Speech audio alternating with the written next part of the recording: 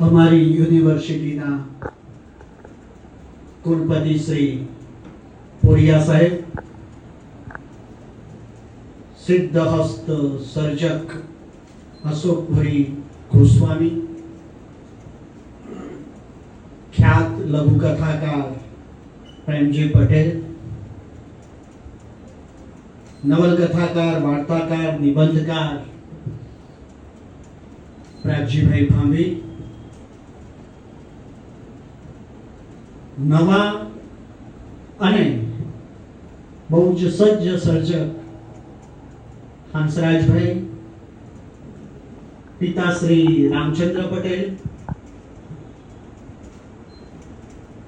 આજના લોકાર્પણ જેમનું અંધારદ્વીપ નવલકથાનું થયું એ સર્જક અને મિત્ર અરવિંદ ટાંક, અને આપ સર્વે ને હું આવકારું છું. મોટો આવકાર તો અરવિંદભાઈને આપવો પડે કે એમનામાં સર્જન ફાટ બેઠું છે. સર્જન કરવાની અધીરાઈ અઢળક ઢરકે છે. એમનામાં બેતાબી પણ એટલી છે કે સર્જન માટે એ ખાખત રાખે છે. એમની આ નવલકથા વાત થઈ કે વર્ષો પહેલા લખાયેલી અને અત્યારે પ્રગટ થાય છે. નવા સર્જક હોવાને નાતે પ્રકાશકો કદાચ હાથ ઝાલતા નહીં હોય, પરંતુ એમની કૃતિ ગોખ આવી ત્યારે એને ગુજરાતે પહોંચી છે. ગુજરાત સાહિત્ય અકાદમીએ એને પ્રથમ ઇનામ આપ્યું છે. મારે કહેવું જોઈએ કે એમનું ગદ્ય લહેરીલું છે, લહેરવાયું છે.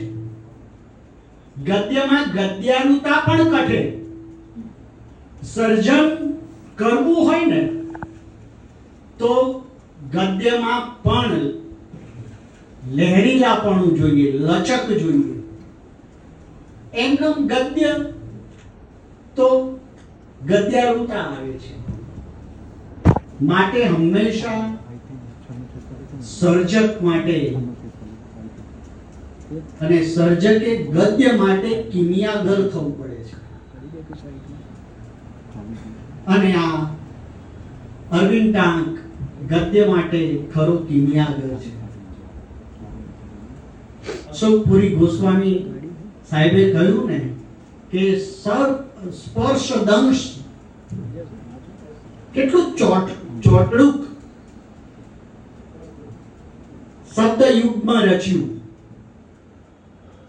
સ્પર્શ દંશ એ સર્પ દંશ કરતા પણ ઝેરીલો છે.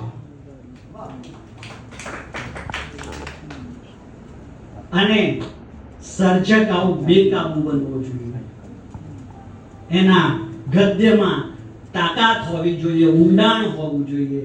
અને આ ઊંડાણ લાવતી આ કથા, આ અંધારદ્વીપ. અને જુઓ, અત્યારે તો અત્યારના સમયમાં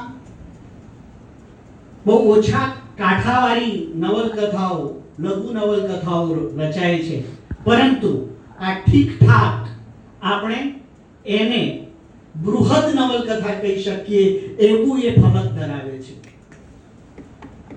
અને બૃહદ ફલકવાળી નવલકથાઓ આપણા સાહિત્યમાં બહુ ઓછી આવી છે. અને સારો અચ્છો સર્જક એ બૃહદ ફલકવાળી નવલકથાઓ લખે છે. પરંતુ હવે સમય એવો થયો છે, સમયનો તકાજો એવો છે કે હવે વાચકો પણ લાંબી નવલકથાઓ વાંચતા નથી. કારણ કે આપણે હવે મોબાઈલ પાસે ગયા છીએ, એમાંય વોટ્સઅપ પાસે ગયા છીએ, ફેસબુક પાસે ગયા છીએ, એટલે એમાં સર્જન હવે ડોકાતું થઈ ગયું છે. આપણે આવા એક સર્જક યશસ્વી પામે અને બીજી તો શિલકમાં હજુ કૃતિઓ પડી છે, એ બહાર આવવાની રાહ જુએ છે. અને અરવિંદભાઈ ગીતકાર તરીકે પણ એક અચ્છા કવિ છે એવું હું કહીને વિરમું છું.